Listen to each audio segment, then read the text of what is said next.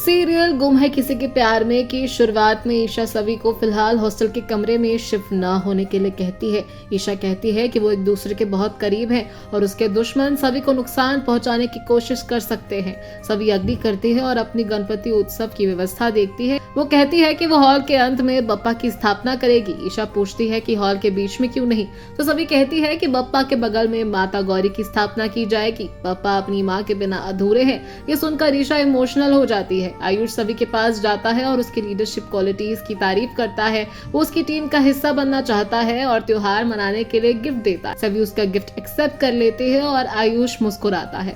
वहीं सभी शुक्ला को फोन पर अपनी माँ के इलाज के लिए बात करते हुए देखती है और वो बताता है कि उसे पैसे की जरूरत है क्योंकि उसकी माँ के लिवर में प्रॉब्लम है। तो ईशा उसे मेडिकल अलाउंस या फिर इंश्योरेंस का सुझाव देती है। तो शुक्ला कहता है कि उसे नगद पैसे मिलते हैं और वो इसके बारे में कुछ नहीं जानता। ईशा पूछती है कि वो इस कॉलेज में कब से काम कर रहा है, तो शुक्ला कहता है कि 10 साल। फिर ईशा कहती है कि उसे अब तक तो परमानेंट हो जाना चाहिए था और उसका परमानेंट लेटर 2 महीने पहले ही स्वीकार हो गया था। शुक्ला टेंशन में आ जाता है और वहां से भाग जाता है। ईशा शिक्षा विभाग के अधिकारी को बुलाती है और उसे शुक्ला का परमानेंट लेटर जांचने के लिए भेजती है।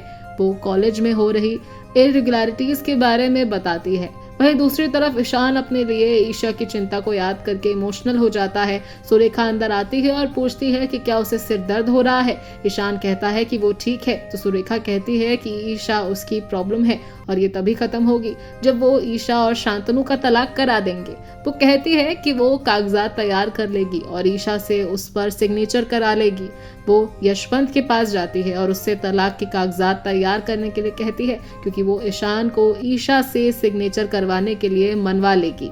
ईशा को कॉलेज के आधे से ज्यादा कर्मचारी टेम्पररी लगते हैं और उन्हें लगता है कि कॉलेज उन्हें परमानेंट रूप से नहीं रखना चाहता क्योंकि वो पैसा बचाना चाहते हैं। वो मुद्दे की जड़ तक पहुंचने का निश्चय करती है। उसे एक अननोन नंबर से फोन आता है जिसमें उसे धमकी दी जाती है कि वो कॉलेज के बारे में लिखना बंद कर दे वरना ईशा को मार दिया जाएगा। तो ईशा उसे जो कुछ भी कर सके करने की चेतावनी देती है और कॉल काट देती है।